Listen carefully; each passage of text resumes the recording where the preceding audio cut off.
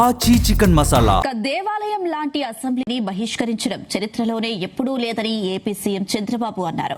ప్రజా సమస్యలపై అసెంబ్లీలో చర్చిస్తేనే విలువ ఉంటుందని, బయట కూర్చొని ఎంత మాట్లాడినా పెద్దగా విలువ ఉండదని ఆయన తెలిపారు. ప్రజాస్వామ్య వ్యవస్థలో అసెంబ్లీ అత్యున్నత స్థానాన్ని, అలాంటి వేదికను ఒక పార్టీ మొత్తం బహిష్కరించడం తన రాజకీయ జీవితంలో చూడలేదన్నారు.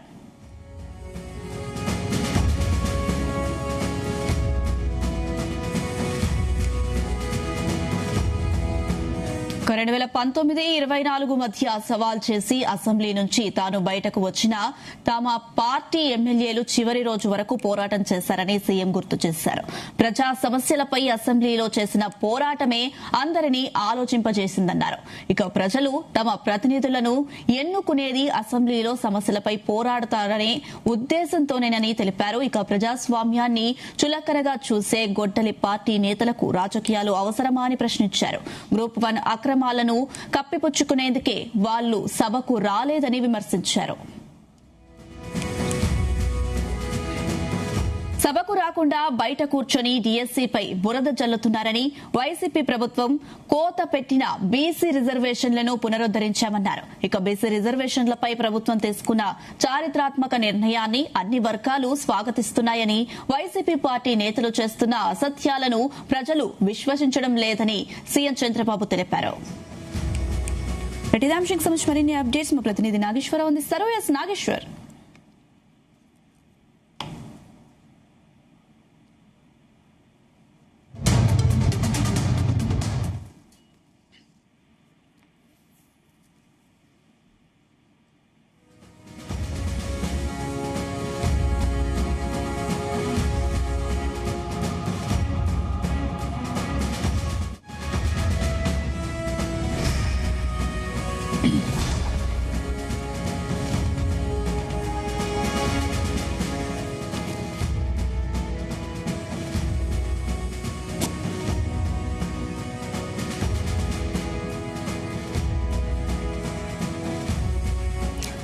నాగేశ్వరరావు, కంటిన్యూ.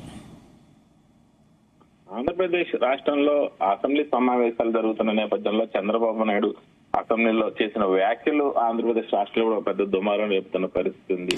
ముఖ్యంగా అసెంబ్లీ అనేది ఒక దేవాలయం అని, ఆ దేవాలయానికి ప్రజాప్రతినిధులు, ప్రజలు ఎన్నుకున్న ఎమ్మెల్యేలందరూ కూడా విధిగా హాజరు కావటం తమ బాధ్యత అని, ఆ బాధ్యతను విస్మరించిన వాళ్ళు ఆ ప్రజా జీవితంలో ప్రజా ప్రతినిధిగా ఎన్నికవటం, ఒక ఎమ్మెల్యేగా గుర్తింపు తెచ్చుకోవటం, ఆ తెచ్చుకున్న వ్యక్తి అసెంబ్లీలోకి అడుగు పెట్టినప్పుడు ఆ వారి పని కరెక్ట్ కాదంటూ కూడా చంద్రబాబు నాయుడు చేసిన వ్యాఖ్యలు ఆ వైఎస్ఆర్సీపీ పార్టీకి సూటిగా తగిలిన పరిస్థితి ఉంది. దేవాలయం లాంటి అసెంబ్లీని బహిష్కరించటం, అలాగే చరిత్రలో ఎప్పుడూ లేదని, ఇలాంటి కొత్త చరిత్ర సృష్టిస్తున్న ఆ పార్టీల గురించి ప్రజలు ఆలోచించాలంటూ కూడా చంద్రబాబు నాయుడు చెప్పిన ఆ పరిస్థితి అయితే నెలకొంది. ముఖ్యంగా ఏదైతే ప్రజా సమస్యలపై అసెంబ్లీలో చర్చిస్తానే విలువ, గుర్తింపు ఉండటం, అలాగే బయట కూర్చొని ఎంత మాట్లాడినా ఏ రాజకీయ నాయకుడికి ఎవరికి పెద్ద విలువ ఉండదని, అదే అసెంబ్లీలో మాట్లాడిన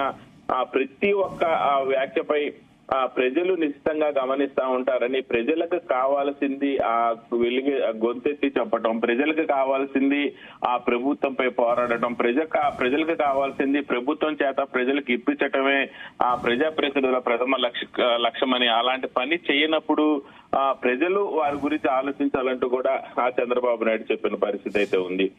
ఈ దేవాలయం లాంటి అసెంబ్లీని వేదికగా చేసుకోవాలి కానీ మేము బహిష్కరించాము అనంటే, ఒక దేవాలయాన్ని బహిష్కరించే స్థాయి ప్రజాప్రతినిధులకు ఉందా అంటూ కూడా చంద్రబాబు నాయుడు ప్రశ్నించిన పరిస్థితి అయితే నెలకొని ఉంది. ముఖ్యంగా ఆ సభను ఒక పార్టీ మొత్తంగా బహిష్కరించడం తన రాజకీయ జీవితంలో ఎప్పుడూ చూడలేదని, ప్రజా సమస్యలపై పోరాడుతున్న ప్రజాప్రతినిధులు ఆ అసెంబ్లీలో కూర్చొని పోరాడితేనే ఆ పదవికి విలువ ఉంటదని, ఆ పోరాడితేనే ప్రజలు వారిని మరలా నమ్ముతారంటూ కూడా సూచించిన పరిస్థితి ఉంది. ముఖ్యంగా గ్రూప్ 1 అక్రమాలు, ఆ డిఎస్సి బీసీ రిజర్వేషన్ల అంశాలపై ఆ వైసీపీ పార్టీ యొక్క చర్యలను ఆయన తీవ్రంగా ఖండించిన పరిస్థితి అయితే నెలకొని ఉంది. అలాగే ఏదైతే ఆ సభకు రాకుండా బయట కూర్చొని ఆ డిఎస్సి పై బురద చల్లుతున్నారని ఆ వైసీపీ ప్రభుత్వం కోత పెట్టిన బీసీ రిజర్వేషన్లు పునరుద్ధరించామని బీసీ రిజర్వేషన్ పై ప్రభుత్వం తీసుకున్న చారిత్రాత్మక నిర్ణయాన్ని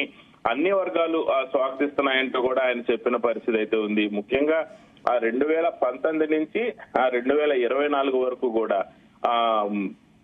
సవాల్ చేసి అసెంబ్లీ నుంచి తాను బయటికి వచ్చిన ఆ టీడీపీ పార్టీ తరఫున ప్రతి ఒక్క ఎమ్మెల్యే కూడా ఆ సభకు హాజరయ్యారని తాను చేసి సవాల్ చేసి నేను బయటికి రావడంలో కూడా ప్రథమంగా ఏదైతే పార్టీకి సంబంధించి తనను వ్యక్తిగతంగా తన భార్యను దూషించిన నేపథ్యంలోనే తాను బయటకు వచ్చానని, కానీ తన పార్టీకి సంబంధించిన ప్రతి ఒక్క ఎమ్మెల్యేలు కూడా ప్రజల సమస్యల కోసం ప్రజల కోసం పోరాడుతూ ఉంటున్న నేపథ్యంలో ప్రభుత్వం చేస్తున్న పనులను వెంటగట్టడం కోసం అసెంబ్లీకి వచ్చామని ఏ రోజు కూడా తాము అసెంబ్లీని బహిష్కరించలేదంటూ కూడా చెప్పిన పరిస్థితి అయితే ఉంది. ముఖ్యంగా ప్రజలు తమ ప్రతినిధుల్ని ఎన్నుకునేది అసెంబ్లీలో వారి యొక్క సమస్యలపై వారికి రావాల్సిన ప్రభుత్వం నుంచి వాళ్ళకి రావాల్సిన అంశాలపై పోరాడే ఉద్దేశం ఉంటేనే ప్రజలు వాళ్ళని ఎన్నుకుంటారనే చిన్న విషయం కూడా ఆ పార్టీలకు ఎందుకు తెలియదంటూ కూడా చంద్రబాబు నాయుడు ప్రశ్నించిన పరిస్థితి ఉంది. ముఖ్యంగా ప్రజాస్వామ్యాన్ని చులకన చేసి గొడ్డల పార్టీ నేతలకు రాజకీయాలు అవసరమా అంటూ కూడా ఎద్దేవా చేసిన పరిస్థితి ఉంది వైఎస్ఆర్సీపీ పార్టీని. ముఖ్యంగా గ్రూప్ 1 అక్రమాలని కప్పిపుచ్చుకునేందుకు వాళ్ళు సభకు రావటం లేదని ఎదురు వారి యొక్క అక్రమాలు బయట పెడతామంటూ కూడా అన్యాయం లేని చోట ఆ న్యాయం కోసం పోరాడుతున్న సందర్భాలు ఇప్పుడు మనం చూస్తున్నామంటూ కూడా చంద్రబాబు నాయుడు చెప్పిన పరిస్థితి ఉంది. ముఖ్యంగా మరొకసారి వైఎస్ఆర్సీపీ పార్టీ నేతలు వైఎస్ఆర్సీపీ పార్టీ ఎమ్మెల్యేలు అసెంబ్లీకి రాకపోవడం పట్ల ఆయన పెద్ద ఎత్తున కూడా తప్పు పట్టిన పరిస్థితి నెలకొని ఉంది. Right Nageshwar, thank you.